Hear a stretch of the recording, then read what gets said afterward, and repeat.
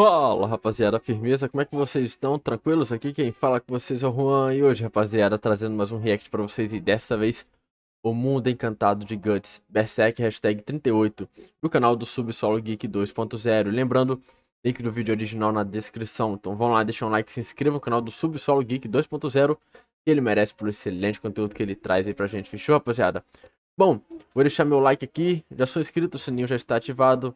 Qualidade full, como sempre, rapaziada. E antes, mandar aquele salve. Um salve pro Nalfume e o Atani, membro alfa aqui do canal. Muito obrigado, meu querido. Tamo junto.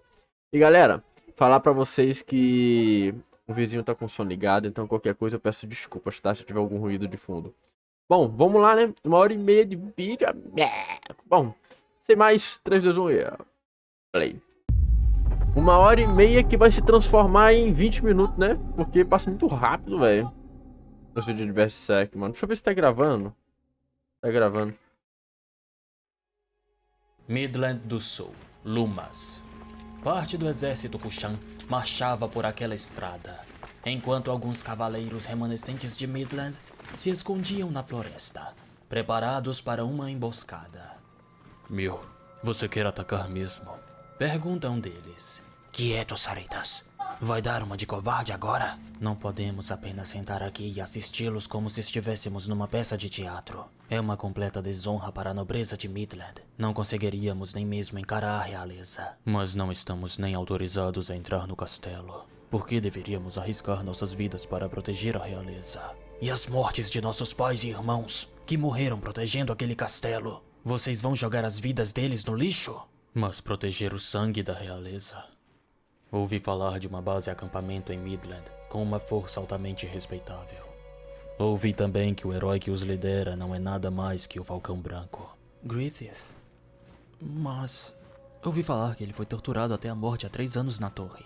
Também existe um rumor de que ele foi salvo pelos amigos. Não sabemos onde ele está. Mas ao invés de arriscar nossas vidas agora, acho que é uma boa ideia verificar se podemos nos unir a ele. Os cavaleiros ao redor ficam se perguntando se isso seria verdade. Saritas então pede que Mule leve isso em consideração, mas eles logo percebem os Kushans capturando pessoas comuns, incluindo mulheres e crianças. Então, não é mais sobre proteger o castelo ou defender o nome da nobreza, mas sim salvar seu povo. Mule então avança e os cavaleiros o seguem, e um pouco distante, mas nem tanto, O Caveira? Ah, não. Majestosamente, montado em seu cavalo, se aproximava. Enquanto os cavaleiros remanescentes avançam, o general do exército Kushan ordena que seus homens os recebam com uma investida. Se não quiserem morrer, matem eles, ele ameaça. Então a batalha começa. Mil rapidamente fura o estômago de um, o que o faz cair morto no chão. No processo, o capacete do inimigo cai, o que faz Mil perceber que esse homem não era um Kushan, mas sim um prisioneiro de Midland. Esses soldados são uma das principais razões do Império Kushan expandir tanto. Eles minimizam os danos às tropas originais e destroem a moral do inimigo. E acima de tudo, isso os permite continuar vencendo sem usar a reserva de soldados. Embora tenham lutado várias batalhas, esse exército continua crescendo. O general dá ordem para os arqueiros atirarem, e eles disparam uma chuva de flechas na direção da batalha, não se importando se vão acertar os próprios aliados. Depois, o general manda a cavalaria avançar e exterminar todos. Quando estavam prestes a atacar, suas cabeças e seus cavalos são atingidos por flechas. A potência foi tanta que as cabeças dos cavaleiros acertados foram arrancadas do resto do corpo. Mil começa a olhar ao redor, se perguntando de onde isso veio. O grupo de atiradores estava bem distante, e o que parecia ser o líder portava um arco enorme que possuía um olho vivo no centro. Com apenas um disparo, ele lança 5 flechas Robin Hood, velho. E mesmo a uma distância absurda, ele acerta todas. Depois, uma segunda cavalaria se aproximava, mas não pertencente aos Kushans. Quem liderava esse grupo de lanceiros era Locus. Eles chegam espetando todos os inimigos à frente. Quem são esses caras que atacam 500 homens com uma dúzia de cavaleiros? Perguntavam, mas não havia acabado. Com um rugido selvagem que anunciava sua chegada, Nosferatu Zod, acompanhado de cavaleiros que não pareciam humanos, descia aquela colina, estraçalhando todos os inimigos. O exército Kushan começava a recuar, mas o cavaleiro da armadura de dragão não permitiria. Com uma rajada de fogo, ele dizima grande parte dos miseráveis. Assim como os demais, ele liderava um esquadrão. O dele era formado por criaturas tão gigantescas quanto ele. Gigantes, gigantes! Gritavam os soldados, tentando fugir. O general já havia entrado em desespero. E para piorar, o Falcão Branco finalmente faz sua entrada. Mule estava admirado. Ele sabia, tinha certeza. Aquele cavaleiro de armadura prata era Sir Griffith. Mule chama seus companheiros para irem ao centro da batalha para ajudar o Falcão. De repente, ele escuta uma voz na sua cabeça dizendo: perigo. Mesmo sem entender, ele diz para os demais pararem. Logo em seguida, flechas caem no solo à sua frente. Se tivessem dado mais um passo, teriam sido acertados. Confuso, Mule se pergunta que voz foi essa. Então olha para o lado e percebe alguns homens montados a cavalos. E uma mulher, usando um elmo. A garota que admirou o Falcão de perto, quando mesmo havia chegado no castelo de Midland. Ela é quem cobre o campo de batalha, o fluxo de emoções. Quando eles param, quando eles se movem, eles mudam constantemente. E daí, repentinamente, param diante do centro da vontade do inimigo. Griffith começa a passar por cima dos soldados, saltando com seu cavalo. Seu alvo era o general. Quando o alcança, o decepa a cabeça. Griffith aponta sua espada para os céus, grita que o general caiu e ordena que seus homens acabem com os que sobraram. Mas muitos conseguem fugir e vão na direção da floresta. Já no coração da floresta, o capitão que sobrou se perguntava como isso aconteceu. Mesmo tendo 5.000 homens, foram varridos por uma vanguarda de cerca de 100 pessoas. Ele dizia que precisava voltar depressa e relatar isso ao quartel-general. Mas de repente, ele e seus homens percebem algumas silhuetas em meio à névoa. Acima das árvores também. Essas criaturas não eram humanas. Então, Rakshas surge nas costas do capitão. As criaturas começam a rosnar. E a floresta é tingida de sangue. Mais tarde, os cavaleiros remanescentes de Midland foram até o acampamento do exército do Falcão. Uma base um tanto diferente, o que chama a atenção de Mule. Incrível. Aqui é um acampamento de exército mesmo? Mulheres, crianças e velhos. Parece uma cena comum de uma vila pacífica. Essas pessoas sorrindo. Nem parece que estamos em guerra. A garota que lhe falou telepaticamente durante a batalha vai até ele e diz que tudo isso é por causa do Griffith. As pessoas podem sorrir, porque ele retornou. Essa garota. Ainda não consigo acreditar. Ela consegue ler minha mente. Ela se apresenta como Sônia e o dá as boas-vindas ao Bando do Falcão. O que deixa Mule confuso. Bando do Falcão? Pergunta. E ela responde: sim, queremos resgatar o lendário Bando do Falcão. Afinal de contas, já que temos nosso Falcão, só poderíamos ser o Bando do Falcão. Fazemos isso para agradar o Sir Griffith. Siga-me. Não quer se encontrar com ele? Mule a segue. No meio do caminho, ele vê alguns cavaleiros em treinamento. Mas algo chama mais a atenção. Alguém falando em outro idioma. Um Kushan. Mule pergunta o que diabos o inimigo está fazendo no local. Até que Locus aparece e responde: são aliados. Aparentemente no país deles são chamados de amigos de guerra. O quê? Essa estranha sensação opressora. É como se eu estivesse sendo observado por uma fera gigantesca. Locus então explica. Essa é uma das leis do nosso exército. Soldados permitem os prisioneiros terem a terceira chance. Os sobreviventes são promovidos juntos com os outros soldados sem disparidade. Deixamos os soldados decidirem. Preferimos estudar com os Kushans e melhorar nossa conduta na guerra. Eles usam o terror para subjugar os povos. Podemos fazer uso desse terror e seus benefícios. Não pode ser. Fazer do inimigo um aliado tão facilmente? Os Kushans não são monopolíticos. Aliados da família real e vários outros clãs estabeleceram o império. Dentre os povos conquistados, existem muitas dívidas de sangue. Mas vocês consideram os nossos sentimentos? Do povo de Midland, cidades, lares, o ressentimento dos que tiveram seus pais, irmãos e irmãs todos mortos. A terceira chance é uma purificação da sua antiga vida. Um ressentimento que não desaparece. É um pecado que pode ser julgado. E acima de tudo, o povo Kushan está na linha de frente. Aqueles que arriscam suas vidas amenizam o impacto da guerra em todos nós, reduzindo a lamentação de mulheres e crianças ao mínimo. Eu compreendo o raciocínio, mas eu não consigo. Um campo de treinamento? Ficar aliado de um inimigo que matou sua família? Você vai se acostumar. Estes companheiros que admitiram ressentimento são iguais a qualquer ser humano. Se escolheram viver aqui, deve ser porque entendem que seus antigos companheiros têm um curto período de vida restante. Rapaziada, vou ali só um instantinho e já volto. Perdão, rapaziada, vamos continuar. Depois disso, o cavaleiro se retira. Mel pergunta quem é ele e Sonya diz se tratar de Locus, responsável pelo treinamento dos recrutas, o que deixa o jovem cavaleiro em choque. Não pode ser. Locus, o cavaleiro lunar? Seu aproveitamento em batalhas são incontáveis, independente do imperador estar assistindo ou não. Embora orgulhoso de sua condição de invencível, ele não entrava em combate com alguém inferior ao seu líder. Qualquer um que seja filho de um guerreiro cresceu ouvindo os contos desse herói. Por que essa lenda viva está aqui? Sonya pergunta quantas dessas pessoas famosas que Mil parece conhecer existem. Pergunta que deixa o rapaz confuso. Então ela diz que ele terá algumas surpresas. Eles entram por um bosque. Ela diz que é um atalho. O bosque era muito escuro. Mil sentia uma sensação estranha. Ele escuta um barulho e deduz que se trata de uma matilha de lobos. Mas quando olha ao redor, percebe que não era isso. Ele estava cercado por monstros. Monstros armadurados e armados. Ele se pergunta o que é isso em sua mente. E Sonya responde: você os viu lutando durante o dia. Todos os chamam de soldados malignos.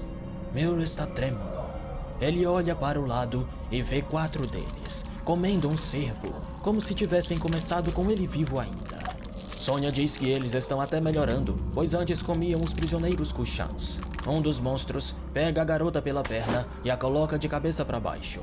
Garotinha, o que veio fazer aqui sozinha? Ele pergunta. Ela, calma, diz que não veio sozinha e manda soltá-la. Mel tenta sacar sua espada, mas outro monstro enorme o agarra pela cabeça. Sonya diz que vai contar isso para o Griffith, o que faz a criatura se cagar. Então, o cavaleiro da armadura dragão aparece, dessa vez sem seu capacete, e com um aperto, esmaga o braço do monstro, que grita pelo nome do cavaleiro. Ele se chama Grumbeld. Uma flecha é disparada e acerta o braço daquele que agarrava a cabeça de Mil. Quem disparou foi aquele que manejava um arco vivo. Seu nome é Arvin. Essas pessoas são convidadas de nosso comandante. Se encostarem um dedo nelas, terão que se ver comigo. Foi só uma piada, eu tava só brincando. Não gosto de piadas. Eu conheço Grumbeld. Durante a invasão dos Shuda, usando seu porte colossal, ele protegeu sozinho um pequeno país nórdico. O sangue nórdico corre por suas veias, e por causa disso, seu cabelo é vermelho, que parecia queimar quando ele investia contra os inimigos. Depois daquele combate, eles o chamaram de Chama Dracônica. Curti muito esse personagem aí, velho. Design dele. Grumbeld diz que Sonya, mesmo sendo uma oficial de rank médio, não deveria andar sozinha pela floresta sem escolta, e fala para avisá-lo na próxima vez que decidir vir ao local. Então, aponta para onde está o comandante. Enquanto seguiam o caminho, Mil pergunta o que são aquelas criaturas. Sonya responde que cedo ou tarde ele vai descobrir. Ao saírem da floresta, eles dão de cara com Zod, que servia como guarda de costas particular para Griffith, que estava sentado em um resto de árvore que parecia um trono. Ao seu redor haviam brilhos estranhos, o que faz Mil se perguntar o que eram. Sonya esclarece que são os espíritos dos que morreram no combate. Depois do anoitecer, eles se reúnem em volta do falcão. O coitado do Mil não para de ser bombardeado de bizarrices. Ao redor de Griffith, haviam pessoas ajoelhadas. Estes eram os familiares dos que morreram, que vieram para um último adeus. Griffith estava com uma alma em sua mão e a leva até seu filho e esposa. O espírito dá um último abraço nos dois e depois desaparece, assim como todos os outros. Terminado o ritual de despedida, Sonya vai abraçar o Griffith, que a parabeniza pelo belo trabalho. Ela diz que foi moleza e que parece que seus poderes ficam mais fortes quando ela está perto dele. Mel dá um passo à frente e pergunta para onde aquelas luzes se foram. Griffith responde que foram para um lugar onde irão se tornar um só. Isso é, o paraíso? Antes que Mil completasse, Griffith balança sua cabeça e diz que um dia o rapaz irá descobrir o que acontece com todo mundo. Então, ele o cumprimenta e se apresenta, o que faz Mil se ajoelhar, se desculpar e se apresentar. Sou Mil Wycliffe, filho de Maraga Wallcliffe, Lorde de Lúmias. Palavras não podem expressar minha gratidão por você, por ter salvado meus homens e meu povo em combate hoje. Eu que agradeço. Por causa da comida proporcionada pelo povo de Lúmias, poderemos lutar por vários meses. Essa voz, macia e vibrante. Ele é conhecido como o deus dos campos de batalha. Imaginei que ele fosse mais agressivo, mas ele nem soa como um ser humano. Quando olhei para ele, pela primeira vez, imediatamente me senti fortificado, mais seguro. Mais do que isso, o que é essa sensação? Essa sensação avassaladora. Em lágrimas, Mil oferece sua espada a Griffith. Nem ele entendia por que estava fazendo isso para um homem que acabou de conhecer. Era como se, no fundo, ouvisse uma voz inescapável e forte, o dizendo que esse é seu destino. Griffith pega sua espada e com ela o abençoa. Escondidos atrás de finas árvores, alguns batedores Kushans os observavam. Um deles banha uma flecha em veneno e estava prestes a disparar. Mas Rakshas aparece em suas costas de repente. Shhh. Não estraguem o momento. Zod apenas escuta o barulho dos homens morrendo. Mil tinha um pressentimento de que o que está para testemunhar não será apenas um mero conflito registrado na história. Mais do que isso, será uma coisa lendária. Enquanto isso, Guts estava em sua rotineira batalha noturna contra os mortos. Mas dessa vez, não estava sozinho. Pela manhã, Isidro estava exausto. Ele segurava um pedaço de pau como se fosse uma espada. Sua camisa estava só o resto. Ele estica a espada para trás e ataca, mas é Guts quem o acerta no coco. Enquanto isso, Puck elogiava a deliciosa sopa que Sérpico preparou. Usei o tutano de raposa de ontem. Está fazendo um ótimo trabalho, Picolino. Isidro estava pistola, perguntando por que não consegue acertar. Então Guts explica. Pensa um pouco. Com seu tamanho, o que irá fazer quando tiver que lutar contra alguém muito maior? Não tenho tempo a perder. Vou te ensinar o básico e treinar com você um pouco, mas terá que aprender as coisas por conta própria. Quando se está matando, você tem que se defender sozinho. Tem que seguir a sua intuição e pensar sozinho. Se não pensar, não vai durar nem um segundo no campo de batalha. Puck então chama pelo garoto. Drop, tá quase na hora do jantar. Vai chamar a Farninha e a Casca. Vamos logo, agiliza. Tô perdendo a paciência. Farnese e Casca estavam colhendo lenha mais ao fundo. Bom, Farnese estava. Casca estava brincando com as folhas. Farnese refletia sobre o quão inútil vem sendo. Na tentativa de ajudar, ela atrapalha. Há pouco, ela havia colocado um cogumelo venenoso na sopa, o que fez Puck e Isidro capotarem temporariamente. Na tentativa de lavar a camisa de Isidro, rasgou ela toda. Na noite anterior, na luta contra os mortos, ela balançou sua tocha, mas acabou foi queimando o toba de Isidro. O que está fazendo? Apenas tome conta da casca e do fogo, isso já basta! Guts lhe disse. Farnese admite que é realmente uma inútil patética, mas ela sabe que vai se acostumar. Logo, o estranho se tornará ordinário. Óbvio que não conseguiria fazer o serviço de uma empregada da noite pro dia. Com este fato, ela se reconforta. Pelo menos, pode recolher lenha e bancar a babá. Ela olha para a Casca e diz: eu te fiz coisas terríveis. Peço desculpas. Casca mostra as folhas, como se a chamasse para brincar. Então ela vai e a ajuda a fazer aquela montanha de folhas.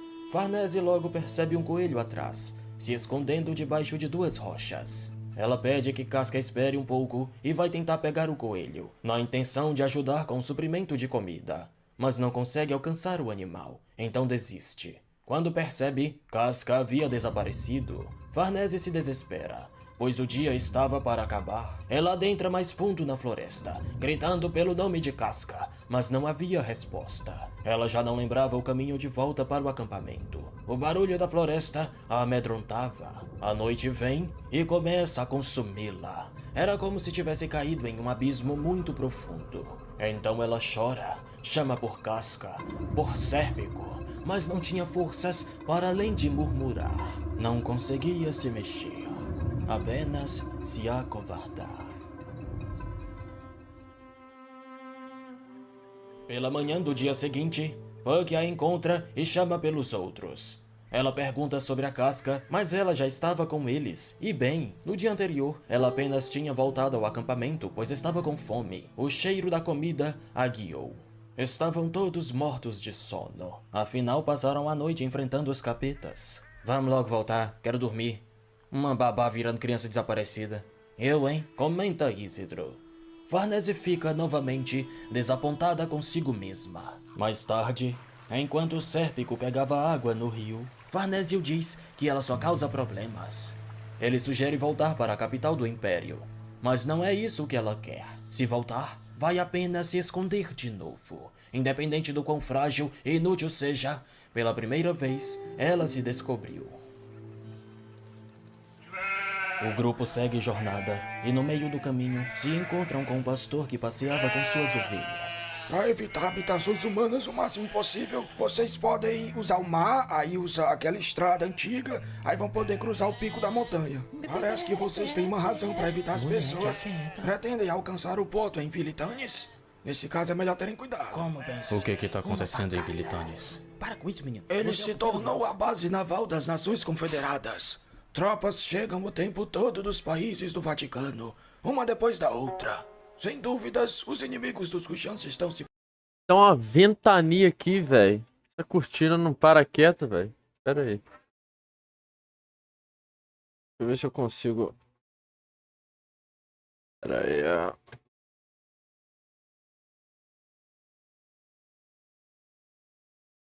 Não, não dá não, velho. Fudeu. Vou pegar um negócio aqui. Também não foi. Ai, que merda. Eu vou travar essa cortina aqui. Se eu colocar. Também não vai, velho. É foda, hein, rapaziada. É complicada. Pera aí, acho que eu tive uma ideia. Acho que foi. Enfim, perdão, rapaziada. Base naval das Nações Confederadas. Tropas chegam o tempo todo dos países do Vaticano, uma depois da outra. Sem dúvidas, os inimigos dos Kushans estão se preparando para uma grande guerra. Pense num cabaré. Desde a morte do rei, ninguém sabe o paradeiro da princesa. Midland não possui ninguém para subir no trono. O exército das Nações Aliadas está tentando impedir o ataque de Kushan, embora não se saiba se eles planejam realmente salvar o reino. Essa terra deve desaparecer. Bom, um pastor como eu não se importa muito com isso. Então quero que se lasque. Onde vem imundo não tem o que fazer, vão e faz o quê? Midland Vamos botar o... está desaparecendo. pra se matar. Diversão. Tu é de Midland, caboclo? Não, já estive lá. Mas faz muito tempo. O grupo então segue estrada, até que o velho lembra de algo que esqueceu de lhes contar. Ele diz para terem cuidado na passagem da montanha. Isidro pergunta o motivo, se são ladrões ou algo do tipo. Encontrar ladrões seria melhor. O que irão encontrar não é humano, é a porra de um troll. O velho responde. Mais tarde, Izzy, ladrão e Puck haviam roubado um balde mochila de maçãs de um homem, que os perseguia a cavalo. Bom, ele só via o Isidro. Obviamente, Isidro não corre mais que um cavalo. Então o homem o alcança e o derruba com uma porrada. Ele toma suas maçãs e a espada de Isidro. Um menino desse tamanho roubando, coisa feia. Não se pode mais vender suas frutas tranquilamente desse mundo esculhambado. Deus me livre. Pega, cabeção. O homem fala, jogando uma maçã para o garoto. Eu não entendo por que uma criança como você tem que sobreviver sozinha. Leva a maçã e não diga mais uma palavra. Isidro chora de emoção e abraça o velho, que quando menos espera, é atingido pela cabeçada atômica de Isidro, bem no nariz. Então ele toma sua espada e as maçãs. O homem levanta, pistola, dizendo que vai afogar o pirralho no rio, mas logo é nocauteado por uma maçãzada na cara.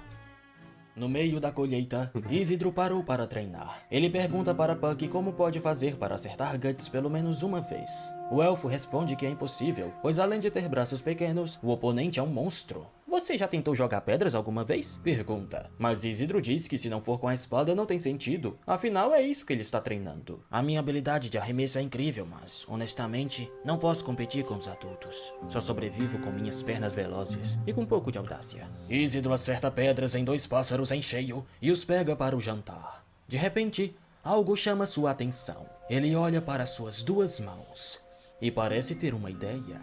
Depois, ele vai treinar com Guts. Enquanto ele atacava, Guts defendia tranquilo. Até que, de repente, Isidro saca um segundo pau que havia escondido. Após Guts desviar do próximo ataque, Isidro dá um giro e acerta sua perna com a segunda espada de madeira. E logo depois, é acertado no coco. Isidro diz que isso foi inútil, mas Guts discorda. Esse seu último movimento foi muito bom. Tente usar seu tamanho como uma vantagem, pois no campo de batalha não há muitos ataques vindo de baixo. Usar as duas mãos para enganar também foi uma boa ideia. Mas se seus ataques só vierem de baixo, os olhos do oponente vão se acostumar. Você precisa fazer de um modo que seu oponente não perceba. Quando for a hora do golpe final, encontre uma falha na armadura. Com a força de seu braço, você nunca vai conseguir atravessar coisa alguma. Esse treino leva muito tempo. Nós não devíamos pular o básico e começar pelas técnicas secretas? Isso está certo? Um novato como eu tirando ideias de uma luta de brincadeira? O básico não é usado todos os dias. Mas Como você poderia tentar copiar meu estilo? Altura, velocidade e estilo de luta. É tudo diferente. Além disso, você precisa treinar por anos. Você planeja se tornar um mestre antes de entrar num campo de batalha? Que sonho patético. Nada a ver. Nesse caso, tudo o que você precisa fazer é descobrir como usar o que você já sabe. Um campo de batalha não tem nada a ver com um duelo de nobres. Não é apenas por ter mais de um inimigo. Você tem que evitar flechas e balas voando por todo lugar. Você não sobrevive só com uma espada. Eu vou fechar a porta aqui, rapaziada. Pera aí, só um minutinho, desculpa.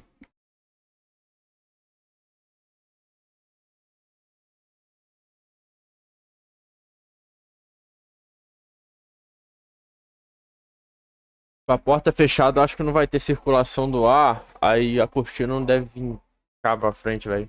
Dar flechas e balas voando por todo lugar. Você não sobrevive só com uma espada e um escudo. Pelo contrário, muitos mestres espadachins já morreram nas mãos de grupos de Uma ventania aqui, velho. tentando forjar para si um nome. Então como eu poderia... Eu já não te disse? Pense sozinho. Você não precisa do meu conselho. Você já não chegou até aqui desse jeito? Isidro fica pensativo. Guts passa por Sérpico, que o diz. Foi uma boa coisa a se fazer. Se você tiver tempo, poderia me ajudar com a lenha? Guts ficou em silêncio. Pouco depois, Isidro deitava em uma pedra, admirando o som da cachoeira. Olhando para trás, desde que eu deixei meu vilarejo, já estou em um campo de batalha. Foi estupidez depender dos outros. Agora eu vou fazer isso dar certo. Buck aparece e fala. Você não precisa ter toda essa força de vontade. Depender dos outros é bom. Como seu mestre, eu vou te ensinar a se tornar mais brando consigo mesmo. Venha, voe para o meu abraço, filho. Não leia os monólogos dos outros. Um pupilo não tem privacidade. Eles começam a brigar e Isidro é derrotado pelo estilo élfico no Tenshin espinhos na cabeça. Duro. Por que você quer se tornar um espadachim em primeiro lugar? Você planeja trabalhar para o governo ou algo assim? Não me faça rir. No governo? Um servo civil? Nem ferrando. Então por quê? Está pronto? O que eu quero não é apenas uma questão de status. O que eu planejo supera a mais bem-sucedida carreira do governo. Nesse tipo de sociedade, isso é inútil. Francamente, eu vou ser o espadachim mais forte do mundo! Ali ao lado, Farnese depenava um dos pássaros, enquanto Casca brincava com as penas. De repente, uma gotinha de sangue desce de seu estigma. Uma criatura de longos braços peludos se aproximava. Enquanto isso, Guts vai até Sérpico, que recolhia lenha. Guts joga um graveto. Mesmo de costas, Sérpico se esquivou. Vamos começar.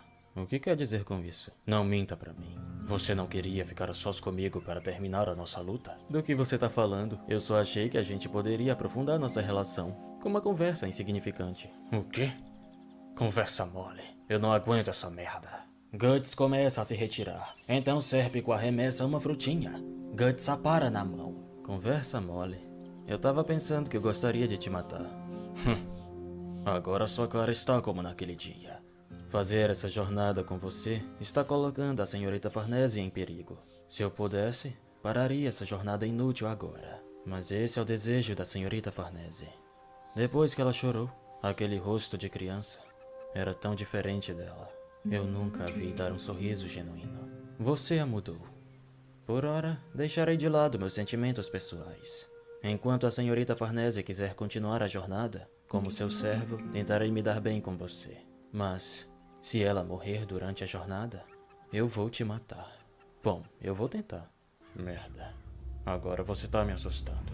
De repente, eles escutam um grito. A criatura peluda havia pegado Farnese e Casca. Isidro, que estava perto, corria ao resgate. Ele acerta uma pedrada na criatura, que derruba as mulheres e se vira, revelando seu rosto assustador. Este era o tal troll que o pastor havia mencionado.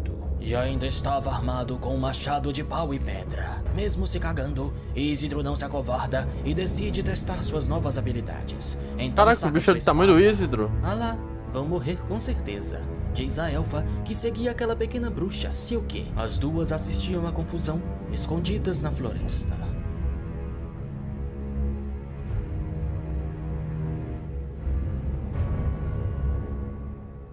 Isidro Ela avança não é contra do a bando do criatura, Grift, mas logo né? é jogado no chão.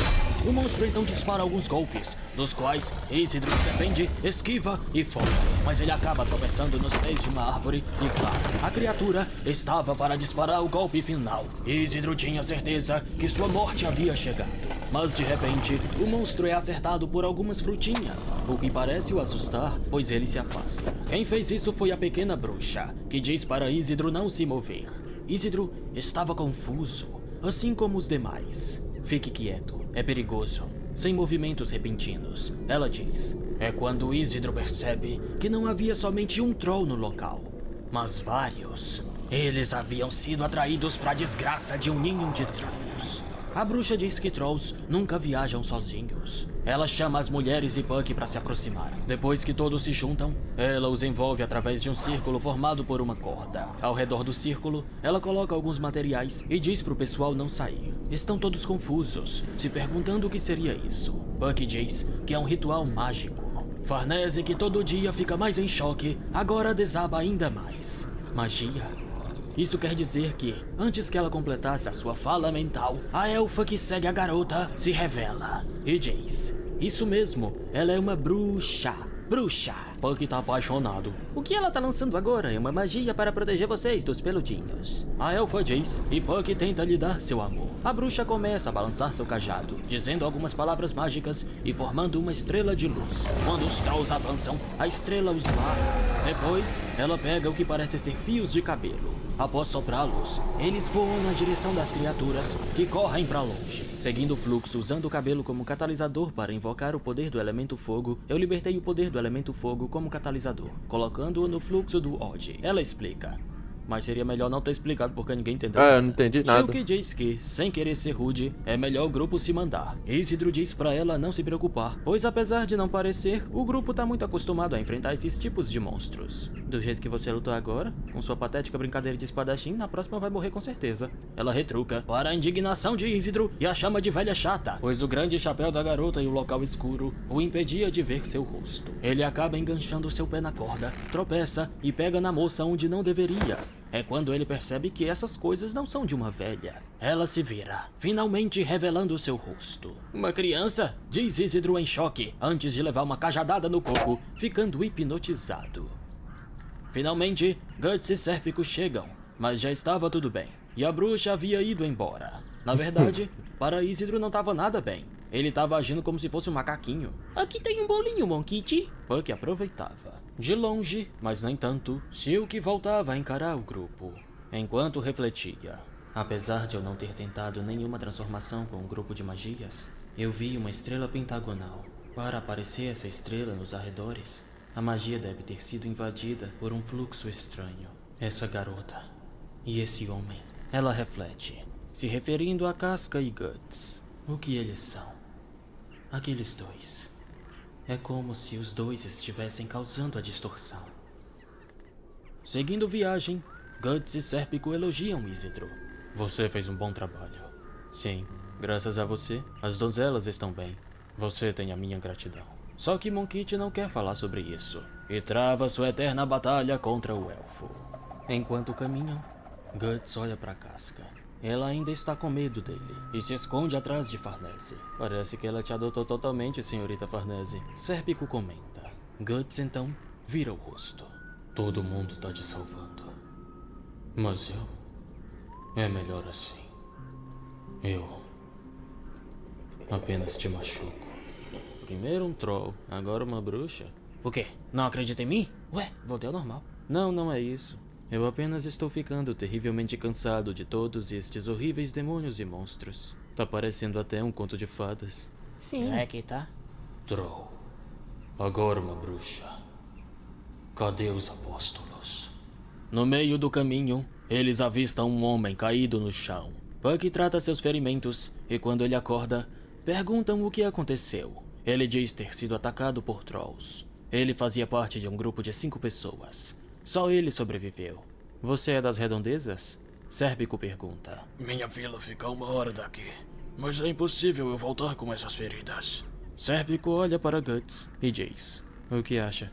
Com ele não vamos nos perder. Eu não ligo. O sol continua alto. Estou terrivelmente envergonhado de voltar assim para minha vila. Há um lugar que preciso alcançar. Então eles seguiram, com Sérpico carregando o homem nas costas. Sou Morgan da Vila Enoch. Nós não recebemos muitos viajantes por aqui, porque sempre há tantos elfos e trolls. É uma história contada por contadores de histórias e pais para suas crianças. Até tinham pessoas que disseram que os viram, mas não havia nenhuma prova. Apesar das pessoas espalharem a lenda, muitos não acreditavam. Até aquela noite fatal. Noite fatal? No começo do inverno, um punhado de trolls atacou nossa vila. Foi como se eles estivessem escapado de uma história. Eles vieram das sombras. Foi como se nosso mundo tivesse mudado completamente depois daquela noite. Tudo que foi construído acabou reduzido a ruínas. Eles não atacaram e destruíram apenas fazendas ou castelo. Eles também capturaram mulheres e crianças. Por causa da luta com os Kushans, as pessoas foram destruídas pelas taxas. Numa pobre vila como Enoch, isso foi muito pior do que antes. Todas as calamidades do inverno acabaram com nossa vontade. Depois de tudo isso, aqueles monstros lendários nos atacaram. É apenas uma questão de tempo até nossa vila desaparecer. Você planeja pedir ajuda ao senhor desta terra? Nosso senhor foi levado para Vilitanes como um soldado. Agora o castelo está vazio.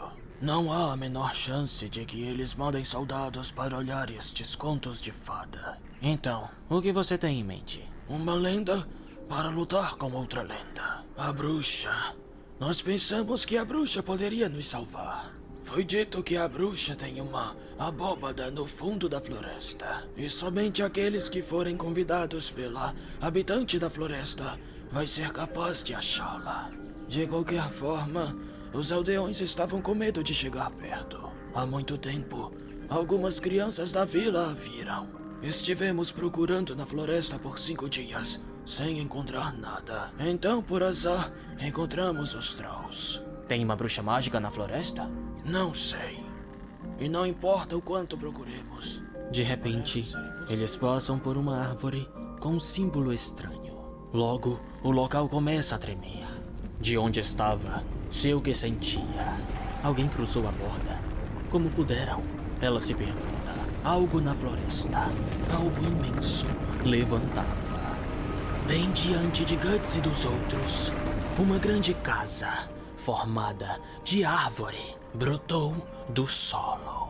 Isidro estava maravilhado. A aventura parece cada vez mais com um conto de fadas. Puck sentia alguma coisa brilhante ao redor da casa. O velho tremia de emoção. Então não foi um sonho. Eu falei que há muito tempo algumas crianças acharam esta mansão. Eu fui uma das crianças, mas ninguém acreditou em mim. Muitos anos se passaram e até eu comecei a acreditar que foi um sonho. Talvez aquela bruxa criança esteja aqui. Vou me vingar. Você vai se transformar no Monkid de novo. Casca e Guts sentem algo em seus estigmas. Que sensação mais estranha. Um fantasma? Não. Isidro, sai daí! Que diabo é isso aí? Hã? Isidro acaba se esbarrando em uma grande escultura que estava à sua frente. Uma escultura com 2 triângulos no peito. O triângulo de cima, cortado. De repente, a escultura começa a se mover e tenta agarrar Isidro, mas Guts vai ao seu resgate e decepa o braço da coisa com uma investida de espada. A criatura ataca com o outro braço. Guts desvia e também o decepa. Morgan tentava se aproximar, mas Guts diz para não fazê-lo, pois esse não é o tipo de coisa que dá pra bater um papo. a criatura começa a absorver o barro no chão e com isso seus braços se regeneram. Fantasma? Enviados dos apóstolos? Não. Alguma coisa diferente. De repente, muitas outras dessas criaturas de barro, menores que o primeiro, aparecem. Todas possuindo os mesmos 2 triângulos no peito. Isidro se pergunta se deveria estar assustado ou rindo, pois achou a aparência dos coisinhas engraçada. De repente, um mini boneco de barro vinha por trás e abraça Isidro, que fica em choque e lasca um chutão no bicho. Ele se quebra todo, mas assim como o maior, volta a se regenerar. Com um duplo ataque em sequência, Guts arranca os 2 braços da cabeça do seu adversário, mas ele volta a se regenerar. Silk e a elfa só assistiam do andar de cima da casa. É inútil. Mesmo que o golem seja destruído, irá se regenerar. De qualquer forma, essas pessoas não vão correr aterrorizadas ou caírem de exaustão. Contudo, eu penso em como essa companhia conseguiu passar através da barreira espiritual. Homens comuns não seriam capazes de entrar neste lugar. Que segredo tem aqueles 2? Ou então, isso é também um efeito do aparecimento daquele que se tornou o Falcão? Ela refletia. A elfa diz que a espada de Guts é incrível. Isidro e Sérpico comentam que é muito fácil despedaçar esses golems. Farnese, no susto, dá uma porrada na cabeça de um deles, o quebrando. É quando Casca encontra no meio dos destroços do bichinho um mini boneco com o mesmo símbolo no tronco. Enquanto ela segurava, o boneco não se regenerava. Este era o núcleo. Este era o ponto fraco. O mini boneco ficava no peito de cada um dos golems. Guts parte o seu meio e destrói o núcleo com um soco. Isidro acerta o seu com uma voadora de 2 pés e Puck destrói o núcleo com seu estilo élfico. Sérpico acerta o núcleo sem precisar destruir o bicho, pois ele é perspicaz. Silk começa a murmurar alguma magia, mas alguém a manda parar. Mas, senhora, ela começa, mas a tal senhora a interrompe e lhe dá alguma ordem. Silk acata e logo os golems param, deixando o grupo confuso. Então, a garota vai até a entrada da casa e os chama para entrarem, pois sua senhora deseja os conhecer. Isidro é o primeiro a avançar, mandando a bruxa se preparar para lutar. O que devemos fazer? Sérpico pergunta a Guts, que responde: entramos. É um convite raro. Vamos ter uma audiência com a bruxa. Lá dentro, o grupo se maravilhava, principalmente Isidro, que fascinava com um tanto de tranqueiras interessantes. Para Puck, isso era nostálgico. Nostálgico? Isidro pergunta. Sim, vários bruxos vivem na minha terra natal. Eu frequentemente visitava eles para brincar. Sai daqui, ladrão! Doces memórias. Isidro começa a mexer nas coisas e a bruxa o diz para parar. Então, você é uma bruxa? Ele pergunta. Ela se apresenta como Silk e diz ainda ser uma aprendiz. A elfa se apresenta como Ivarella e diz ser a supervisora de Silk. Ora. Então você é apenas uma garotinha. Eu sou Isidro. Você me colocou em apuros naquela vez, hein? Por sua causa fui transformado em macaco por meio-dia. Aquilo porque você me agarrou em um lugar estranho. Lugar estranho? Se você não fala claramente, eu não posso entender. Porque sou macaco. Ai, que menino esquisito. E como eu falei, um lugar estranho. Nos peitos, menina, nos peitos. É só dizer peito. Para de perturbar-me. Diz Guts, acertando uma porrada em Isidro e Puck. Que foi que eu fiz? Silk fala pro pessoal acompanhá-la. Então, eles são levados até a senhora do local, que os dá boas-vindas ao Palácio da Floresta Espiritual. Por favor, perdoe a má educação da minha aprendiz. Ela o fez porque está preocupada com a minha segurança. Meu nome é Flora, senhora desta mansão. Ela diz. O que deixa Isidro chocado. Ela é a bruxa? Na minha mente, uma bruxa parece um fantasma com uma rugona no nariz. E isso foi rude. Flora diz que vai levar isso como um elogio. Morgan a reconhece. Oh, você? Certamente daquela vez. Eu me lembro. Um dia, 50 anos atrás, você deu à minha mãe um remédio que a salvou da beira da morte. Não acredito. Você parece a mesma daquele dia. Flora também se recorda e lembra que na época ele era apenas um garotinho. Ela percebe Farnese encolhida no canto, como se tentasse se esconder, e a diz para não se preocupar. Não guardo rancor por aqueles cujas vidas você tomou. E mesmo que guardasse, este foi um pecado de todos os seguidores da tua igreja. Eu não pretendo me vingar apenas em você. Farnese, confusa, se perguntava como ela sabia. Então, Flora volta sua atenção para Guts e Casca e diz: os 2 estigmatizados. Estou feliz de ter sido capaz de encontrá-los. Estive esperando por vocês 2. O quê? Você sabia sobre nós? Ela confirma. Vocês, os estigmados, que são guiados por pequenas asas. Eu estive esperando por vocês. Ela sabe sobre o estigma? Será que ela é uma apóstola? Não.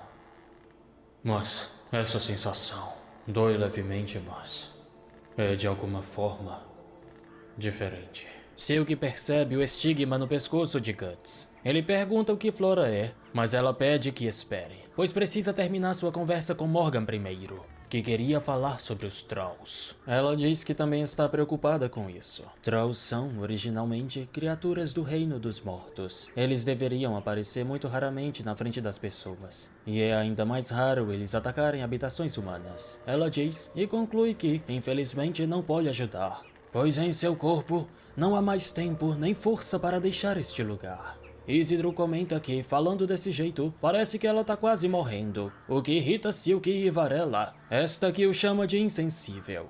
Mas era exatamente isso. Ela revela que a hora de sua morte está para chegar. Ela apenas aguarda. Ela diz para Morgan não se preocupar, pois apesar de não poder ajudar, ela vai mandar alguém em seu lugar. Esse alguém é Silk.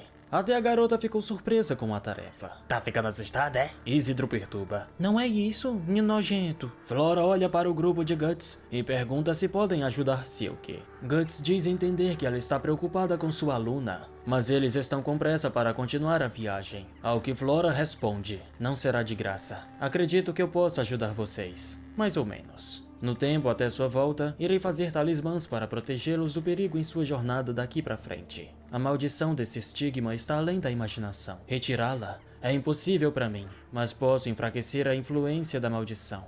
O número de espíritos do mal atraídos diminuirá.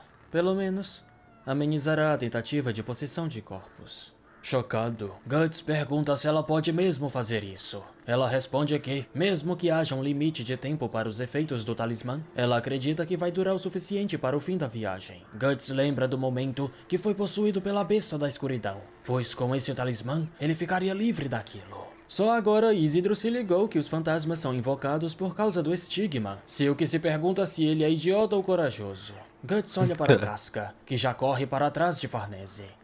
Então, ele vira seu rosto para Flora e diz que aceita a oferta. Flora diz que todos devem estar cansados, então os mandam descansar e partirem no dia seguinte. Enquanto isso, Silk vai preparar o jantar. Quando Guts ia falar sobre os espíritos que o perseguem durante a noite, Flora o diz para não se preocupar, pois esta casa é protegida por um talismã mágico. Ela garante que todos ficarão em segurança no local.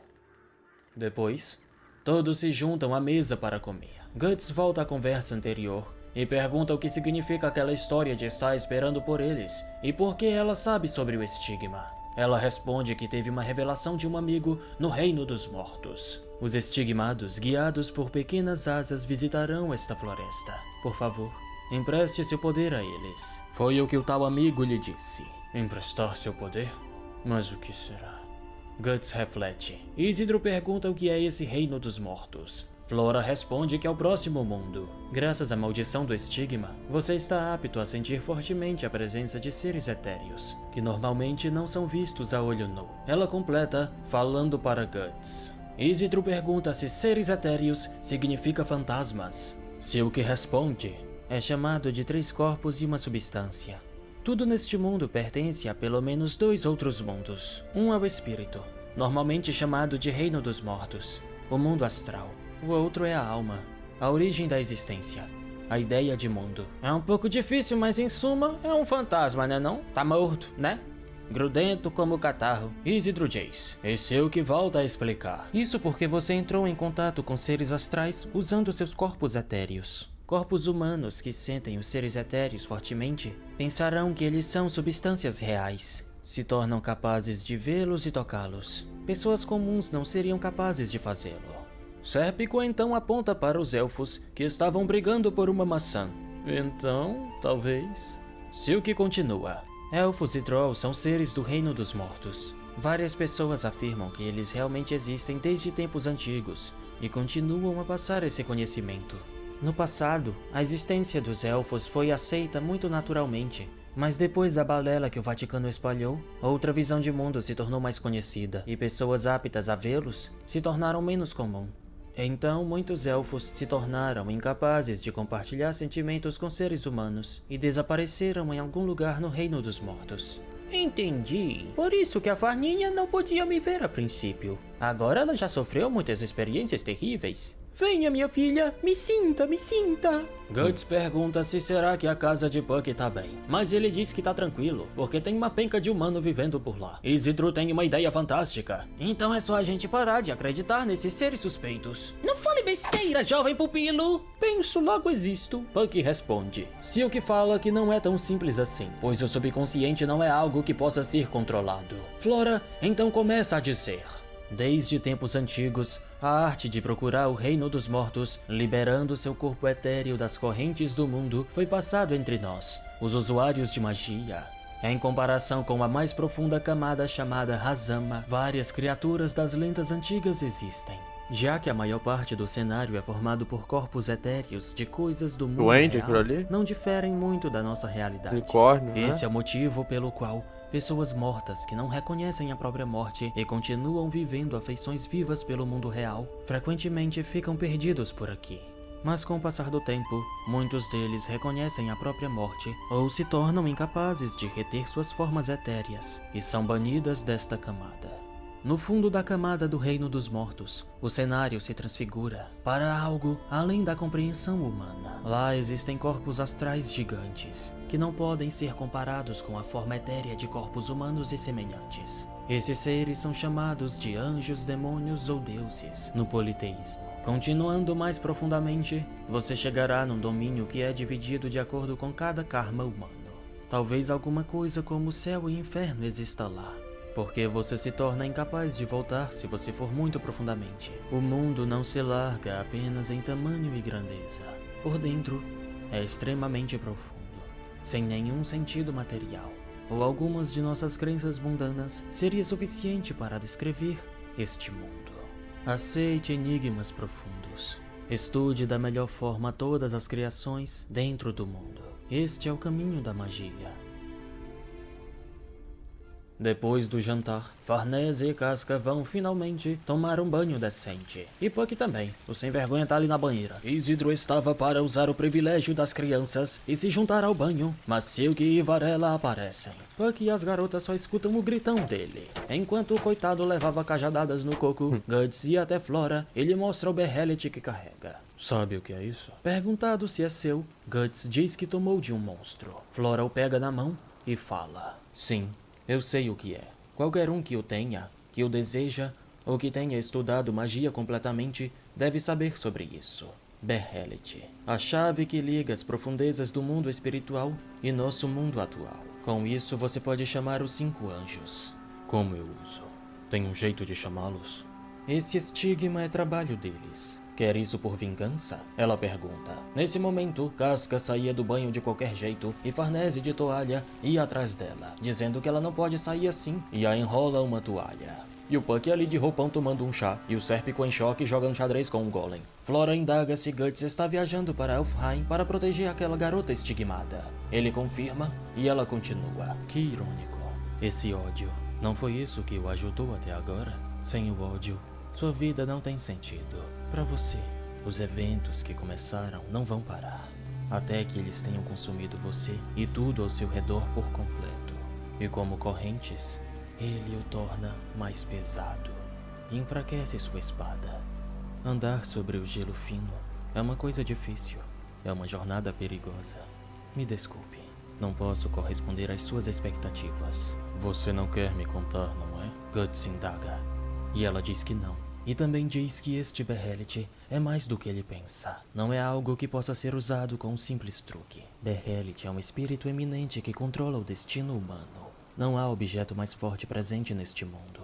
Sozinho, ele é apenas uma pedra, mas o destino é controlado pelas mãos de quem o possui. Quando necessitado, ele estará nas mãos de seu dono. Esta é a sua natureza. Se este berrelete for seu, mesmo que você o jogue fora, na hora certa, ele definitivamente virá para as suas mãos. Se não for o caso, não importa o que você faça, isso vai se afastar de você. E neste dia, eles saberão.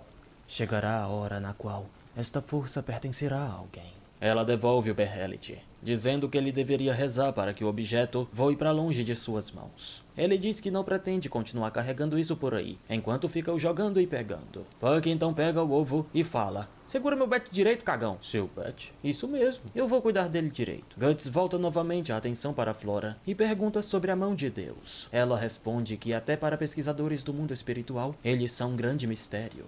O que sabem é que eles já foram humanos, mas reencarnaram. Dizem que eles se escondem em um inferno longínquo, escondidos no abismo. De lá, eles incrementam a força de vontade de seus apóstolos. Talvez nesta área, como um simples humano, coletar o que chamamos de corpos etéreos esteja além de seus poderes.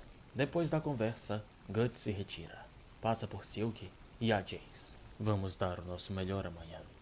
Ela fala que aprendeu sobre o estigma do sacrifício com sua professora e pergunta se Guts pretende lutar contra anjos e demônios. Ele responde: isso mesmo. E um dia serei capaz de matá-los. A aprendiz de bruxa vai até Flora, dizendo que o espadachim é um louco ignorante. Afinal, seu oponente é um ser superior. Sob o comando do príncipe deles, os Cavaleiros do Apocalipse estão amadurecendo. Isso pode ser confirmado pelo novo rumo que Midland se encontra. Eu o vi. Uma forte e fascinante atmosfera aparecendo para as pessoas. Uma forte sensação que espada nenhuma deste mundo pode tocar. Este falcão, mesmo que tenha forma humana, não pode ser chamado de espírito. O ser que é incomparável no mundo astral. O verdadeiro Senhor Supremo. Se ele é realmente o quinto anjo encarnado, o falcão da escuridão, espírito do apocalipse, é uma coisa assustadora.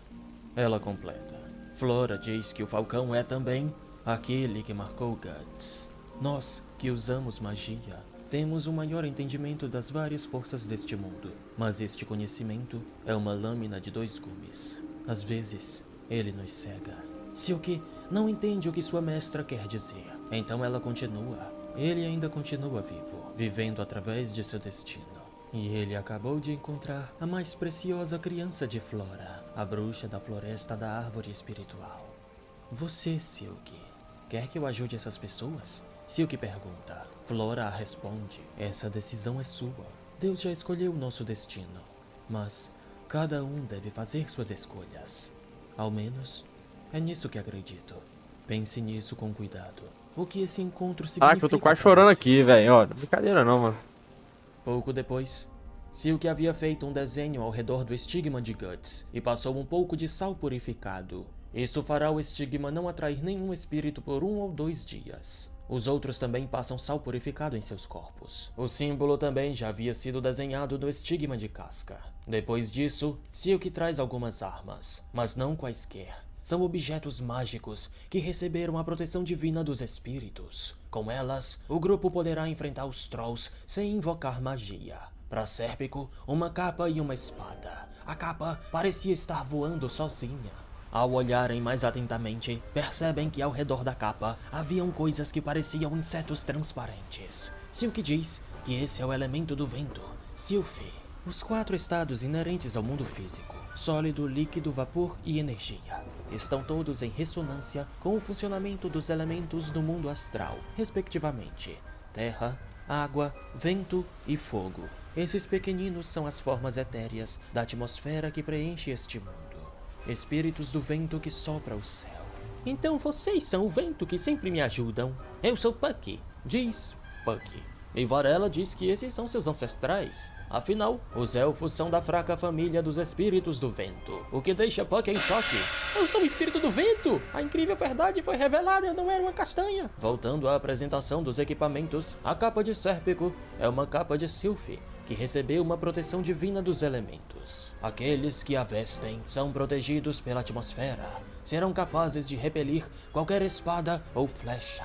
Da mesma forma, sua espada de Sylph recebeu proteção divina. Ela é feita de uma grande pena de águia, aquela que fazia seu ninho no mais alto galho desta floresta. O punho é da mesma árvore. Um movimento cria um vento rodopiante, como o corte de um redemoinho que pode retalhar a carne do inimigo. Sérpico comenta que mais parece um abanador. Ele pede permissão para testar. A permissão é concedida e ele ataca, de longe, uma vela. o fogo apaga e a vela é cortada. Para Isidro, uma adaga com espíritos de salamandra. Este é o elemento do fogo. A adaga de salamandra é uma lâmina mágica feita de lava borbulhante. Uma ferida feita com esta adaga queima como o fogo do inferno. Sem avisar, Isidro testa uma fincada na mesa, soltando uma mini rajada de fogo. Silk o chama de marginal, enquanto apaga o fogo. Para completar, ele também recebeu um saco de frutas de uma árvore sagrada. Basta jogar em algum troll que ele vai sair correndo. Para as mulheres, camisas prateadas de cota de malha. E apenas para Farnese, uma faca de prata. Prata tem forte poder protetor contra espíritos malignos. Silk diz que, quando forem usar estes itens, tentem fazer uma imagem mental das verdadeiras formas do mundo espiritual. Quanto mais acreditarem no poder do mundo espiritual, mais efetivos os objetos serão. Ela pede para demonstrarem gratidão aos elementos, pois não são objetos. Quanto mais forte a confiança for, mais forte o poder será. E finalmente, para Guts, um machado. Mas ele não quer, pois sua mão precisa segurar algo com o que já esteja familiarizada. Então, ele mostra a Dragon Slayer. É só nesse momento que algo na Dragon Slayer chama a atenção de Silk.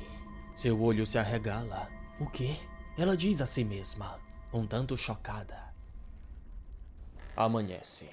Eles saem da casa e se preparam para a jornada. Isidro e Morgan percebem que não estão mais feridos. Silk explica que o local restaura os corpos e as almas. Enquanto estiverem aí, pequenas feridas e machucados recentes serão curados. Estamos dentro do mundo espiritual.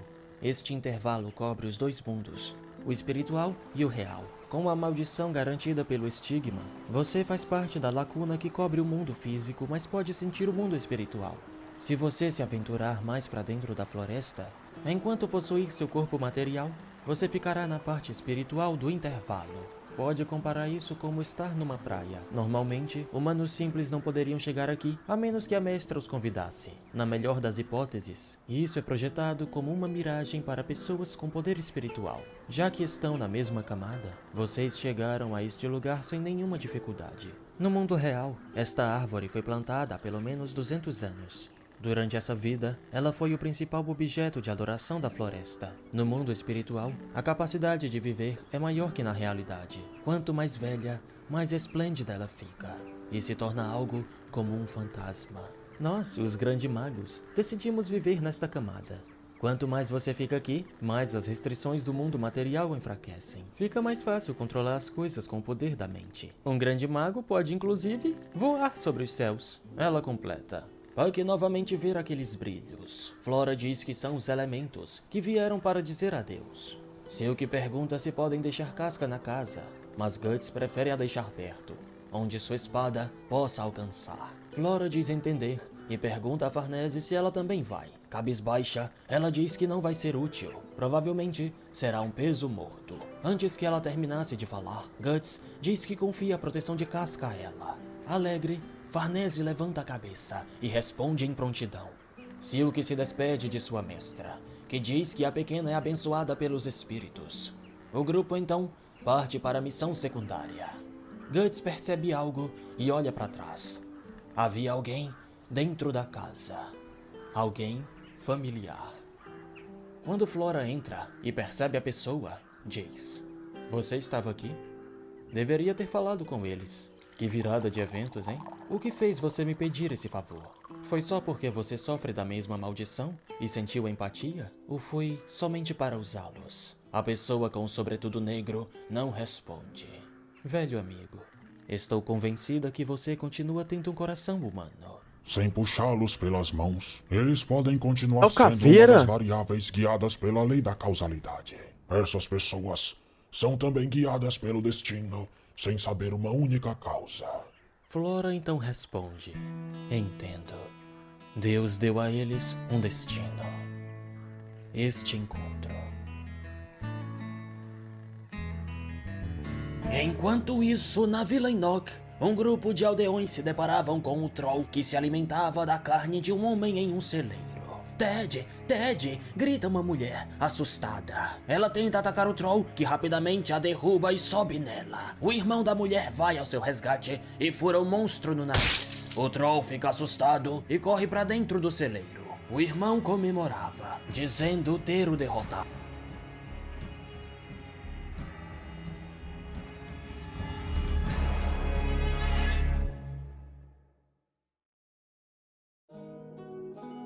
Mais tarde, Morgan chegava à sua vila e se deparava com um enterro. O resultado do ocorrido foi-lhe contado. A mulher foi violada. Seu irmão e Ted foram dilacerados. O enterro é para os dois. Perguntado sobre sua missão, Morgan apresenta o grupo que trouxe. Entre eles, os que mais chamam a atenção dos aldeões são os elfos e a bruxa. Mas mesmo assim, eles não os levam a sério. Morgan, tu tá avisando com a gente? São crianças! Um deles diz. Silk fica com cara de bunda. De repente, chega o padre da vila para encher ainda mais o saco. Ele duvida da capacidade do grupo para derrotar os Trolls e os manda embora. Ele diz para Silk não se fantasiar dessa maneira, pois está em uma cidade sagrada. Logo pode acabar na fogueira. De repente, Casca cai no buraco onde estavam sendo enterradas as duas últimas vítimas dos Trolls. Guts a retira de lá. Quando a solta, ela corre para os braços de Farnese.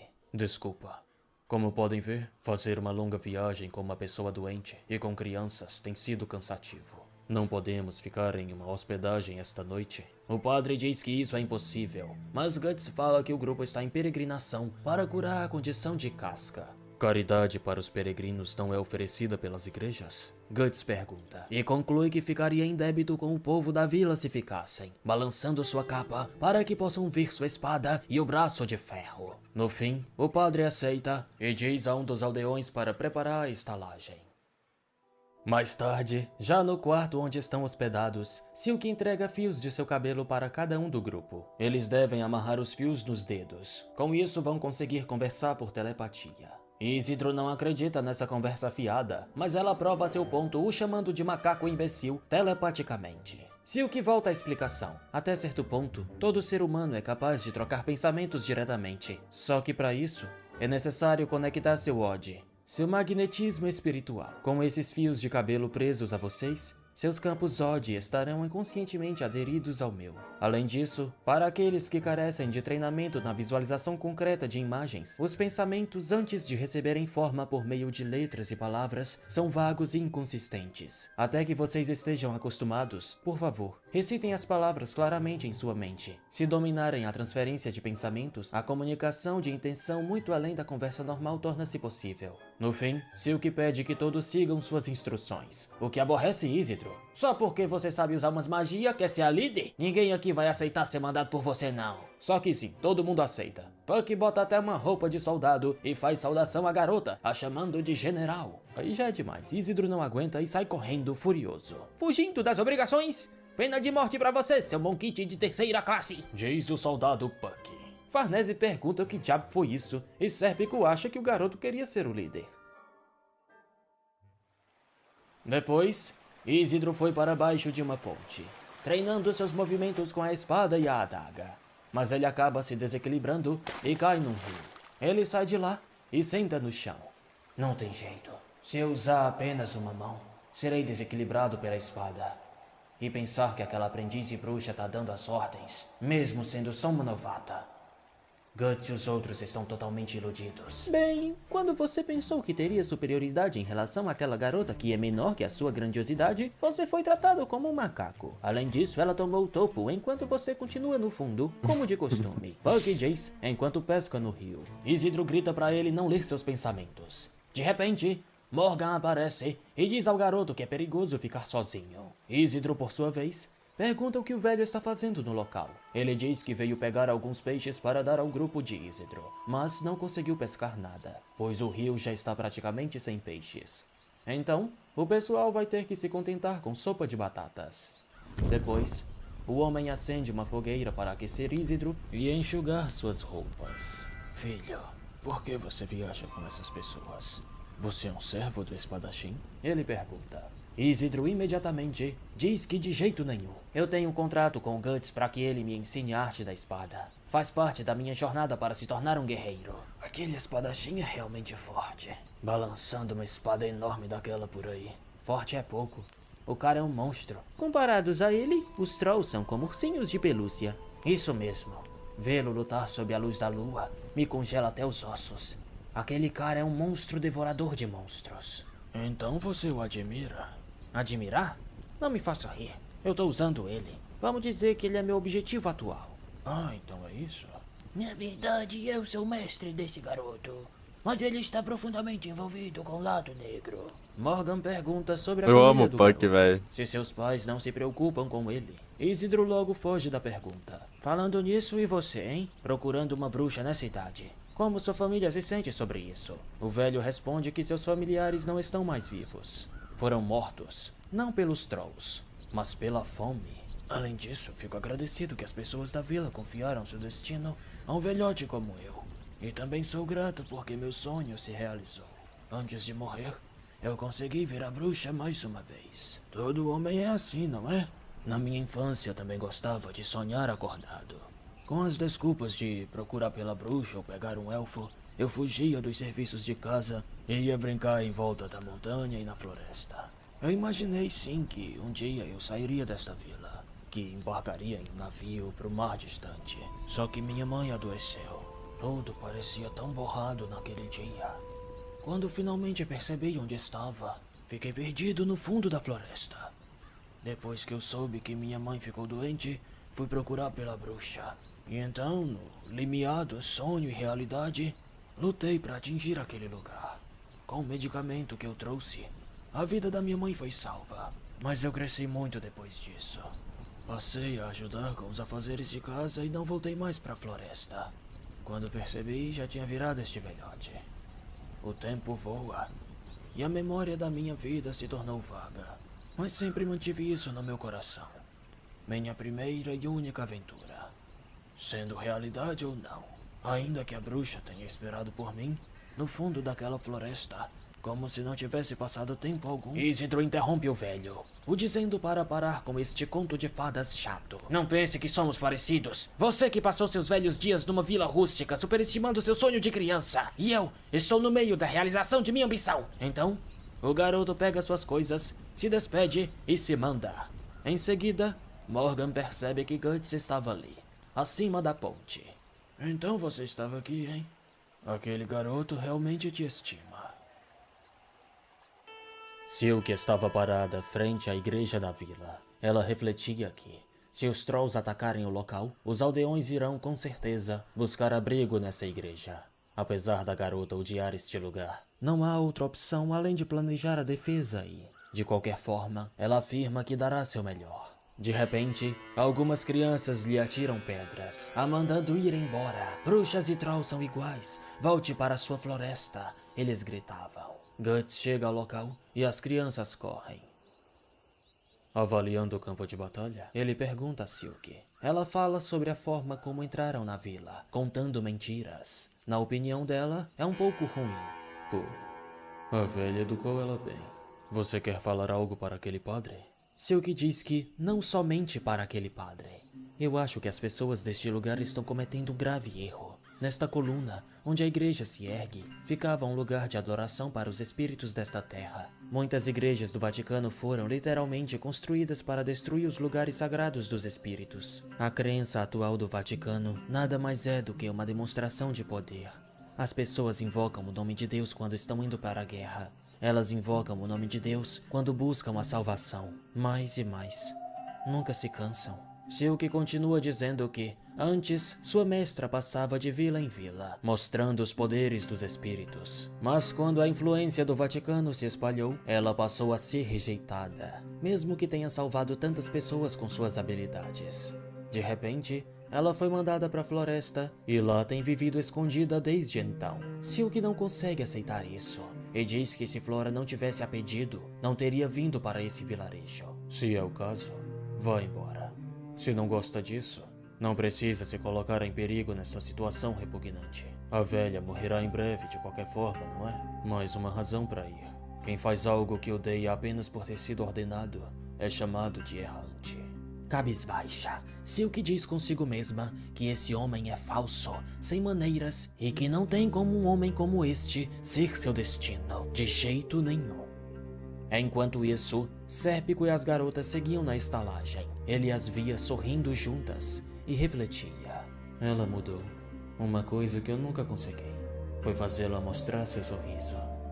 No fim, isso pode ser uma coisa boa. Ele vai para o lado de fora e, olhando para sua nova espada, dizia: Espíritos do vento. Tô com vontade de chorar, presos velho. por nada, através Muita da coisa brisa em passando todos pela minha os cabeça. lugares.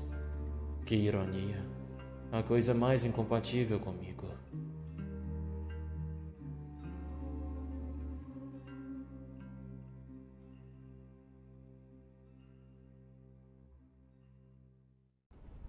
Nesse momento, a brisa mudava. Os Trolls estavam chegando. Silk rapidamente fecha os olhos e se comunica telepaticamente com todos, os avisando. Na torre de vigilância do muro da vila, os vigias viam as criaturas aos montes se aproximando. Dessa vez era diferente, parecia um exército de Trolls. Os vigias logo emitem o alerta através da corneta. O povo então começa a correr rumo à igreja. Isidro chega até Sérpico e as garotas, que seguiam o mesmo rumo. De repente, uma mulher com sua filha é atacada por uma enxurrada de Trolls. Sérpico rapidamente saca sua espada e a balança na direção dos monstros. Apesar de ter chamado a atenção deles, o ataque de vento não aconteceu. Farnésio diz para se lembrar do que Silk disse. Ah, verdade. Certo. Imagine. Espíritos. Isso. Desse jeito.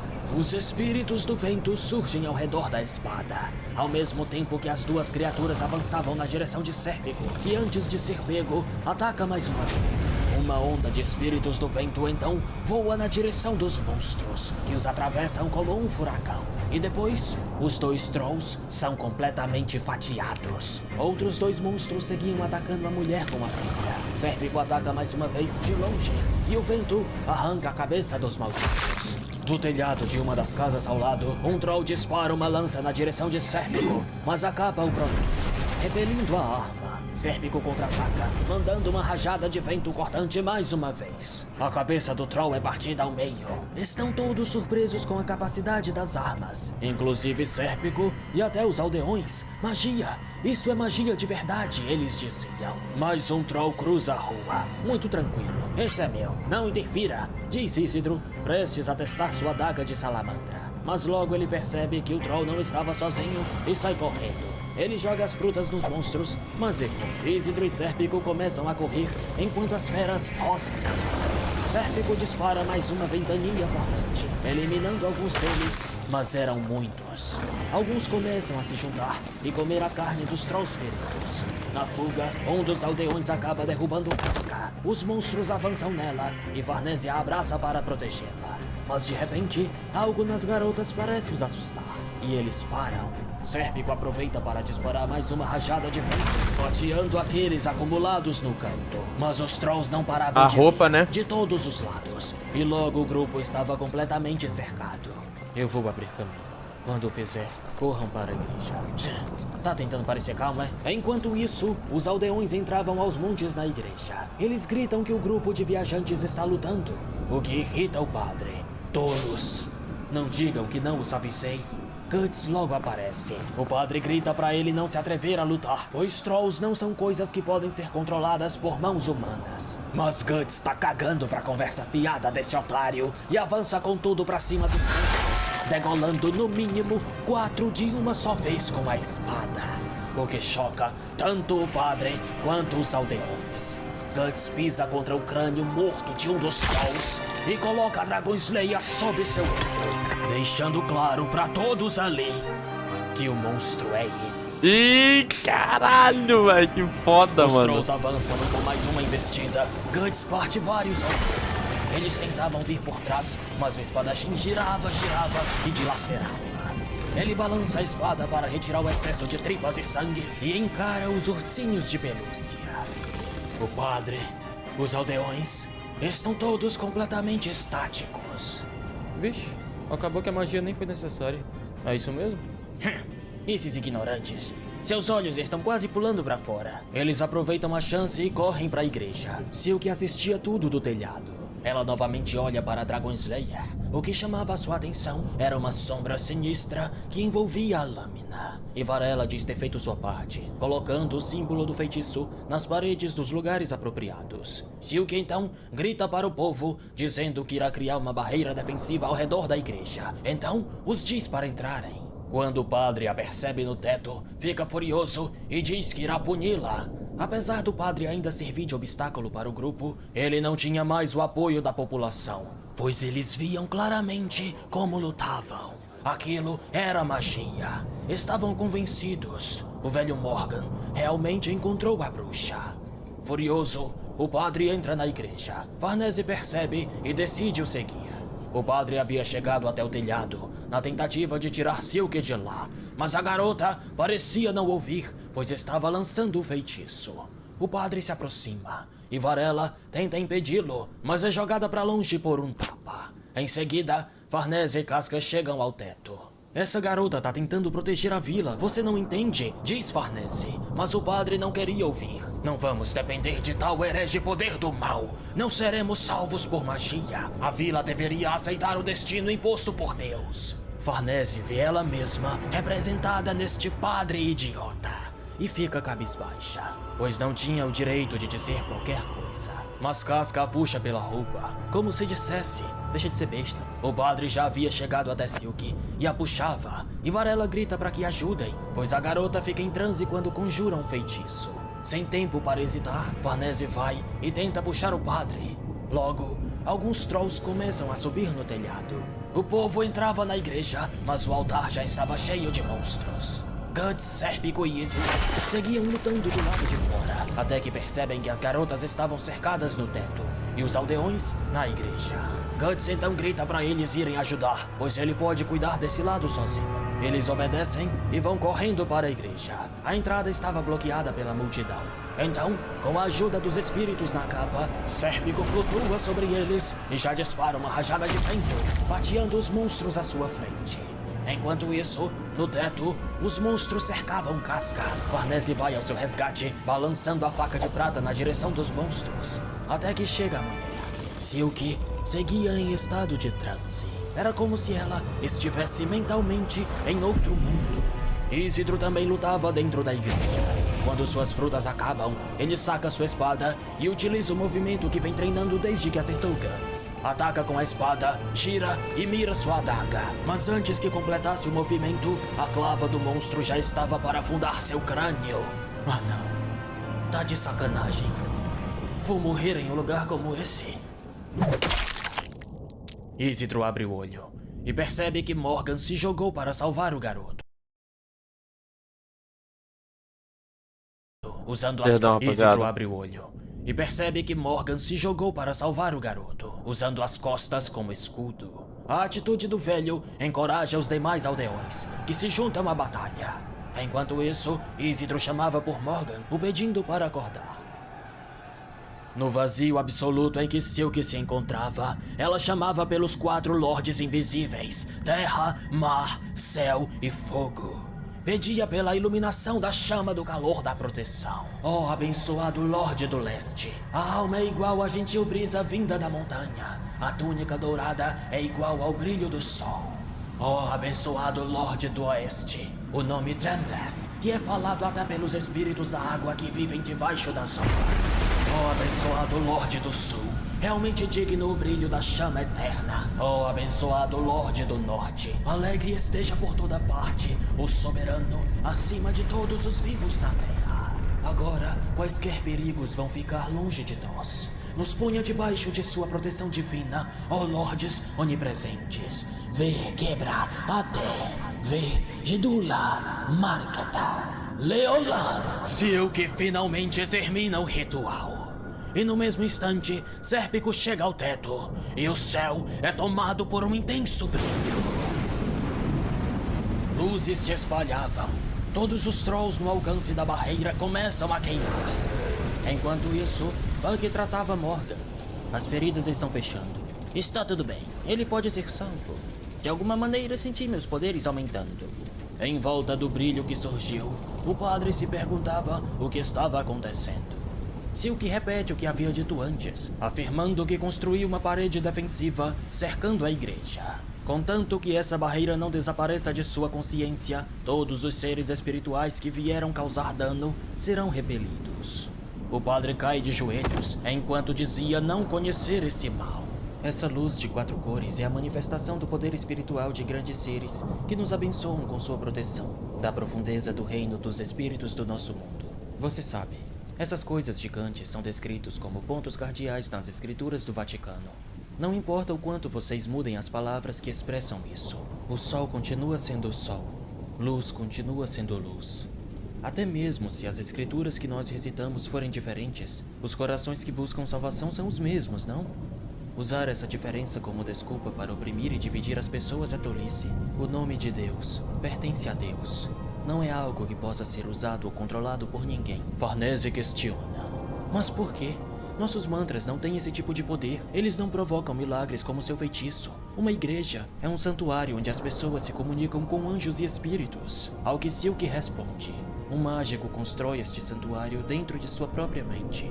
O espírito não é deste corpo mortal, mas existe dentro do mundo espiritual, certo? Quanto àqueles que existem como ideias, a mente é tudo com a qual podemos perceber eles. Em relação à magia, o usuário deve sempre visualizar conscientemente a figura do espírito a ser abordado, distintamente. Não é tentar acreditar em algo que não pode se ver. Desde que não haja margem de dúvida, pode-se ver, sentir e percebê-los plenamente. Percepção espiritual? Isso realmente pode ser? O padre começava a dizer. Sim, Silk conclui. A humanidade é capaz disso. Sentir e ser sentido por aqueles que não são deste mundo. A magia? Não. O arcano da invocação não se trata simplesmente de conversar mantras ou meditar intensamente sobre seus próprios desejos. Começa com o reconhecimento da contraparte a quem você deve transmitir seus pensamentos. Mas ao mesmo tempo, também há grandes perigos envolvidos. Guts encarava os monstros que ficaram do lado de fora da barreira.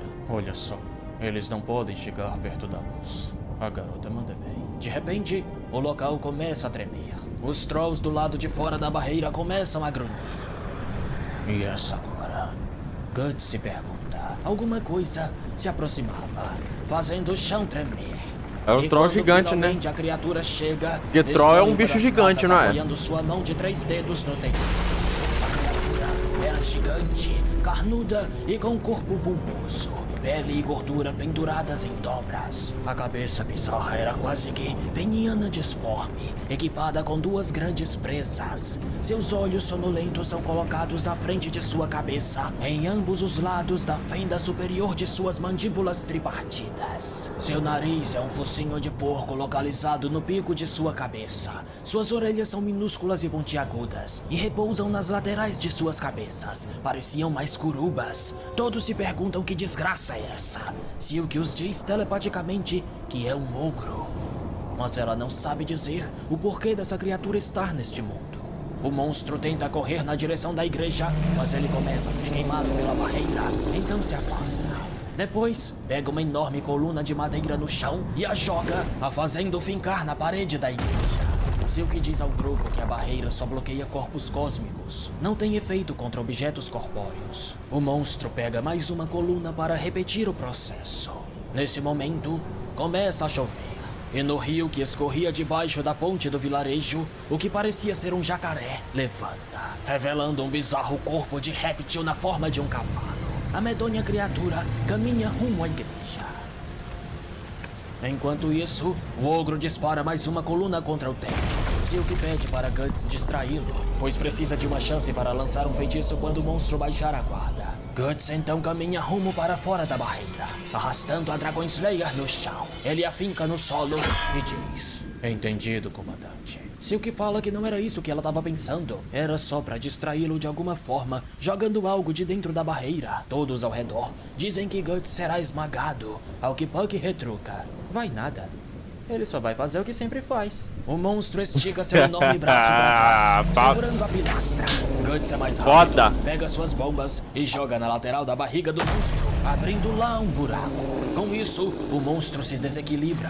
Guts aproveita para pegar sua espada e arrancar em um único golpe o braço do monstro. Ele gira e investe contra as costelas e se arrasta para trás. O ogro pega a pila de madeira e dispara contra Guts, que utiliza a espada de escudo, fazendo o objeto desviar e esmagar o crânio de um troll. Estão todos chocados, até mesmo Isidro. Sem chance. Ele é incrível.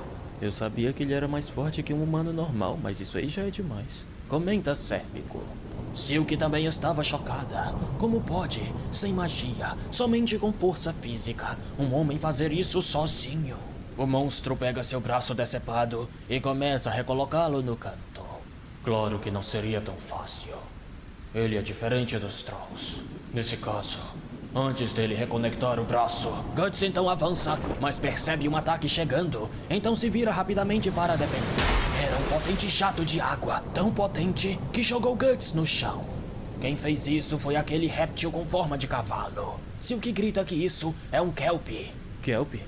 As criaturas que afogam os viajantes em rios? Pergunta Sérpico. Não só ogros, mas kelps também? Silk os diz telepaticamente que a criatura é um monstro do mar que possui mágicas aquáticas. Então, é extremamente perigoso na chuva. O Kelp começa a usar as gotas da chuva para formar mais bolas de água ao seu redor e dispara 3 de uma vez. Mas dessa vez, ele acerta os Trolls. A criatura não fazia distinções. Com o perigo aumentando, Sérpico decide que entrará na luta. Tentam impedi-lo, mas ele diz que está tudo bem. Agora é minha vez de lutar. Aproveite para lançar o feitiço. Senhorita Farnese, por favor, cuide da casca. Ela diz que irá fazê-lo. E Sérpico abre um leve sorriso. Então ele salta do telhado da igreja. Não, para, velho. Ah, velho, vou chorar. Pera aí, mano. Eu não gosto desse tipo de coisa, mano. Porque tá ligado que vai dar... Abre brecha pra um personagem morrer, mas ele não vai morrer não, velho. Ele não vai morrer não. Utilizando a capa para flutuar até o chão. Senhorita Farnese, não consegui libertá-la. Não. Nem pensei. Para de falar assim, velho. Eu Porra. estava simplesmente ao seu lado, envolto em um repouso escuro com outra alma fechada, como outra metade de mim. Mas isso também Nossa, parece que gravado agora. foda, E velho. o vento soprou pra longe. Tenha cuidado. Isso é diferente do habitual. Um vento forte o suficiente para derrubar tudo que você ansiava. E assim devo pelo menos Mas que tipo de coisa é habitual para você? garantir que minha outra metade não seja despedaçada na tempestade. Espíritos do vento, me emprestem o seu poder. Nossa, ele tá acreditando com tudo agora, eu acho. Nossa, que foda. Pô, essa música, velho.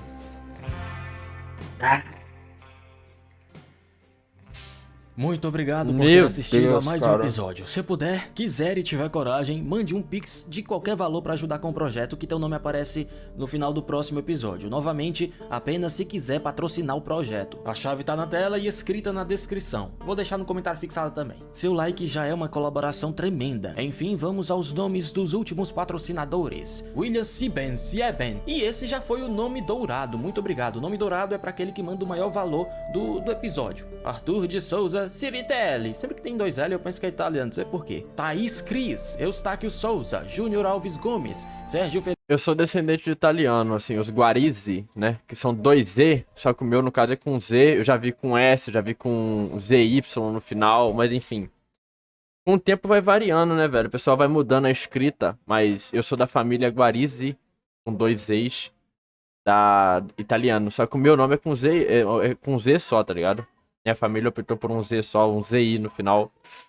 Felipe Aí eu tô ligado. Rodrigo Eu descobri de Melo isso Barbosa, em 2014, Luiz de Souza Silva, João Paulo cara. Moreira, Eu descobri em 2014, quando Juliana eu Pablos, morei, Caligari, fui morar em Edmilson Varriçai. Lira da Silva Júnior, E lá eles têm Daniel a festa Christopher, dos italianos, Ian onde tem a Pimentel carruagem, né? A Santos, festa das Lucas carreatas Henrique de das Souza, famílias Patrick Della italianas. Via, Lucas Santana E de lá eu Carvalho, descobri. Wagner Eu e Dias meu de pai, Salles, Júnior que Santos somos Ferreira, descendentes de Jailson italiano, né? Freire Nós Nunes, somos Pedro da Zevaldi, família Guarizzi. Douglas Boldo Del Arco, A gente Vinícius acompanhou Santos a carruagem lá Daniela com o nosso Leal da sobrenome, Silva, Guarizzi. Richard Aí a gente falou, Mariano Tavares da caralho. Silva, e por Aí fim, meu pai, né, Rodrigo Caio. e eu Muito obrigado. fomos E lá até a conversar com eles depois, né, no final da festa, fomos visitar eles. Aí eles começaram a contar as histórias lá da família. E meu pai começou a contar também. Aos poucos o pessoal vai conhecendo, eu conheço tal fulano, era tia de não sei quem e tal. E assim a gente descobriu que a gente era familiar, tá ligado? Eram descendentes, foi muito foda, velho, tá ligado? Muito da hora, mano. A gente descobriu que eles eram parentes nossos, assim, distantes e tal. Pô, muito pica, velho. Enfim, caralho. Mas fica curiosidade, né? Eu aqui sou da família dos italianos. Guarizzi, eu sou da família Guarizzi. Enfim, muito bom. Galera, falando sobre o episódio em si, cara, eu quase chorei em vários momentos. Porque esse aqui, nossa, que nostalgia, que coisa boa lembrar da infância, cara. Sempre que, cara, isso, Berserk é praticamente um conto de fadas, cara. Pelo menos esse episódio aqui me remeteu muito a um continho de fadas das antigas, tá ligado? Que a gente acompanhava, a gente lia lá das revistinhas, não. Enfim, daqueles... Eu não sei como é que se diz, aqueles livrozinhos, tá ligado? Pequeno, assim, e tal. Ah, muito bom, cara, sabe? E 1 hora e meia, eu não vou lembrar de tudo, tá? Mas assim, vou comentar alguns pontos que tava vindo na minha mente aqui, que eu acho mais importante de eu comentar, assim, que, cara... Nossa, velho, aqui no final aqui eu chorei, velho, não aguentei, né? Tive que enxugar as lágrimas antes que elas descessem. Porque, pô, achei que o Sérpico encaminharia pra morte, mas eu não sei, com aquela musiquinha de faroeste com ele ali... Tipo assim, eu finalmente, acho que eu acredito, vou me dedicar a essa batalha. Não é nem como se ele fosse morrer. No começo eu achei que, pô, geralmente quando o personagem começa a falar daquele jeito aí, cuide deles por mim, tá ligado? Tipo o elefante lá do Divertidamente, leva ela pra lua por mim, sabe? Eu pensei nisso na hora, mas não, velho. Eu acho que ele finalmente se entregou, eu acredito, tá ligado? Agora eu faço parte desse grupo aqui e vamos lutar pela nossa sobrevivência. Caralho, gente, meu Deus, mano. Ai, mano, chega a arrepiar, velho. Muito pica, velho. E, mano, toda aquela parte ali Pera aí que eu vou até chorar, só de lembrar. Aquela parte ali com a bruxa lá, anciã, falando ali, passando explicação pro Guts, todo o pessoal. O Puck. A interação do Puck com isso. Pera aí, velho. Eu tô me emocionando aqui, velho. Porque, cara, isso me lembrou muito contos de fadas das antigas, tá ligado? Que a gente acompanhava, a gente ouvia as histórias. Tipo da Disney, tá ligado? Mano, os elfos aqui, mano, é muito pica, velho. E, pô, tá se formando um grupo, tá ligado? E aos poucos essas pessoas vão se apegando umas às outras. Você vê que a Farnese está se apegando ao Guts. O Sérpico está começando também a entender todas aquelas pessoas. O próprio Guts, cara, ele fez a Farnese sorrir. E aos poucos até o Sérpico está se mudando também, sabe? O Isidro, capaz, o Isidro aos poucos vai amadurecer, tá ligado? Tu veja a admiração que ele tem pelo Guts, tá ligado? Óbvio que ele já tinha, mas, cara, você vê tudo aquilo, cara. Eu tenho que começar mais a obedecer, eu tenho que mais seguir esse cara aqui, que, cara, eu vou me tornar um guerreiro, sabe? A bruxinha ali, cara, ela seguindo... Agora eu sigo o caminho da mestra. E essas pessoas aqui, acho que se eu... Agora ela vai perceber que se eu andar com elas, eu acho que, né? Coisa boa pode vir. A gente pode mudar o destino do mundo, sabe? Se bem que eles falam ali sobre destino, eles têm um destino. Você vê o Caveira ali, mano, eu não esperava o Caveira com a fada ali, velho, falando ali sobre esse destino, sabe? Que talvez essas pessoas, esse grupo que está se formando, e não sei, pode ser que mais pra frente o Guts consiga ainda mais aliados pro lado dele, sabe? Ver que essas pessoas podem ser as pessoas que vão mudar, sabe, o mundo. Cara, tá muito foda, velho. Eu tô amando isso, mano. Eu tô amando, tô apaixonado por esse universo, sabe?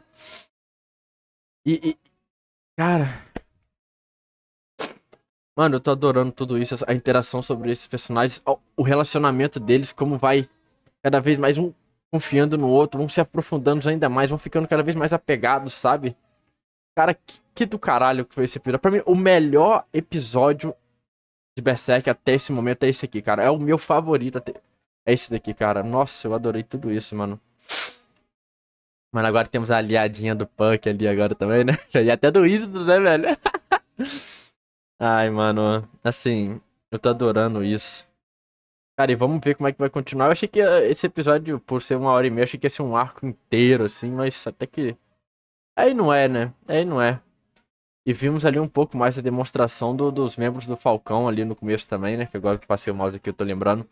Aquela menina, ela é uma telepata, né, aparentemente. Bem interessante. Temos um novo soldado ali. Não sei se aquele soldado, ele pode ganhar poderes. Não sei se o Griffith dá poderes às pessoas, né? Quem sabe? Né? Conforme as pessoas admiram ele, ele pode conceder, dar a bênção dele ali. Pode despertar uma habilidade na pessoa, sabe? Que o segue. Mano, eu gostei, achei muito foda. Aquele cara ali que tem a armadura meio que de um dragão. Aquele que esmagou na força bruta ali o braço do bicho. Cara. Enfim, os servos do Griffith ali também.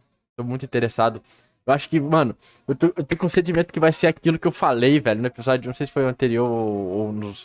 Enfim, nos outros episódios aí. Sobre O Griffith tem seu exército, tá se montando os falcões. E agora vai se formar o grupo, será, dos espadachins negros, tá ligado? Assim, nossa, ia ser do caralho, velho. Mano, muito pica, mano.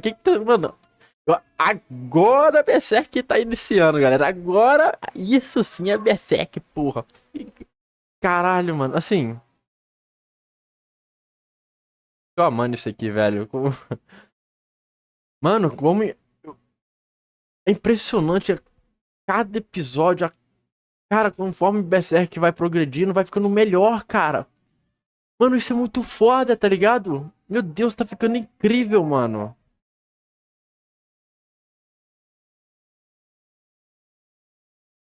Mano, e se continuar nessa pegada... Eu não sou muito do ramo do mangá, sabe? E Berserk não tem anime lá, essas coisas muito da hora, né, mano? Então eu vou avaliar a questão de a obra em si, cara. Entra no meu top ali, tá? Entra no meu top 5 ali de melhores coisas que eu já vi na vida, velho. Mano, eu tô apaixonado por isso, cara, assim... Ah, mano, a interação deles com a senhora, assim, entre eles, né, velho? Pô, tá muito bom, mano, assim... O conhecimento da velha sobre o estigma ali. Cara, eles podendo descansar agora, dormindo na casa da velha. Pô, finalmente eles podendo descansar. Eles lutando junto. A Farnese mudando também. Acho que nossa, a Farnese, o Guts olhando pra ela. Eu confio em você. A segurança da casca. Ai, eu tava odiando a Farnese, só que, cara, aos pouquinhos eu acho que eu tô vendo que ela tá mudando. E, cara, meu Deus, cara. Meu Deus. Na vida real, eu diria que é imperdoável tudo que ela fez, tá ligado? Assim, não tem perdão que ela fez, tá ligado? Mas, cara, só o fato dela tá mudando agora, eu acho que ela vai fazer coisa boa. Ela vai amadurecer muito, já faz a gente ficar um pouquinho mais apegado, né, velho? Ah, mano, esses personagens... Tá incrível, galera, assim, eu acho que... Não sei dizer, mano. A Farnese é a única que eu ainda tenho ainda tem que me mostrar mais, sabe? Pra mim, assim, me apegar de vez a ela. Se ela morresse agora, eu não choraria. Achava, pô, morreu, foda-se, tá ligado? Com exceção dos outros, qualquer outro Punk, Wizard, Sepp, qualquer outro que morresse ali, eu choraria muito, cara. Eu me lavaria chorando, tá ligado? A Farnese, eu sei, a Farnese ainda tem que me mostrar mais, sabe? Eu espero que ela amadureça ainda mais e faça com que eu me apegue mais a ela. Ai, mano. E esse final com essa musiquinha ali parecendo de Velho Oeste. Ah, tá incrível, tá incrível. Mano, eu tô só de imaginar o que eu vou acompanhar desses personagens daqui pra frente agora. Eu já fico arrepiado, tá ligado? Assim, nossa, mano. Galera, assim... Ah, é, e outra coisa. Então o Behelit é uma pedra. Caraca, o Caveira come pedra. Tá bobônica. Enfim, o bicho tá comendo é pedra, velho. Enfim, o Caveira sabe que o Guts tem um Behelit, né, velho? Pelo jeito agora. Ele não vai pedir o Behelit do Guts pra comer, não? Acho que não, né? O Guts tá com aquilo ali. Eu acho que aquilo ali tem um propósito, tá com o Guts. Eu acho que é por isso que ele não se intromete muito. Ô, deixa eu comer só o seu Behelit aí, tá ligado? Deixa eu comer seu ovo. É meio esquisito, né? Enfim. Então acho que o Caveira só não se intromete tanto por isso daí, né, mano? Ah, mano. Que história. Só tô... Mano, acho que agora sim começou Berserk, rapaziada. Enfim. Eu acho que é isso, né? E...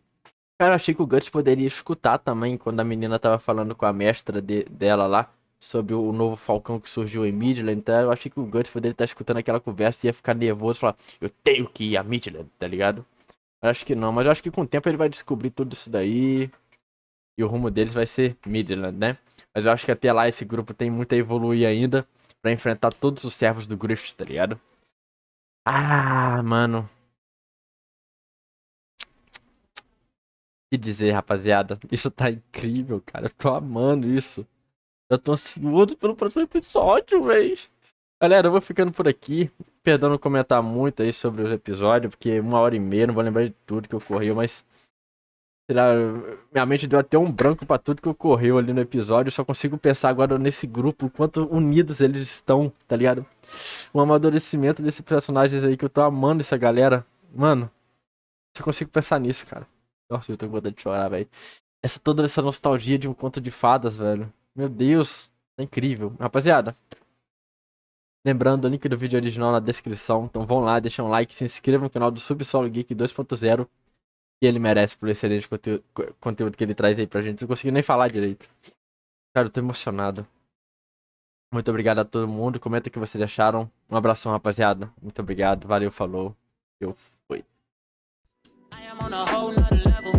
Girl, he only fucked you over cause you let him. Girl, I guess he didn't know any better. Girl, that man didn't show me ever. Do all I can just to show you you're special. Certain it's your love that holds me together. And you say he been killing the vibe.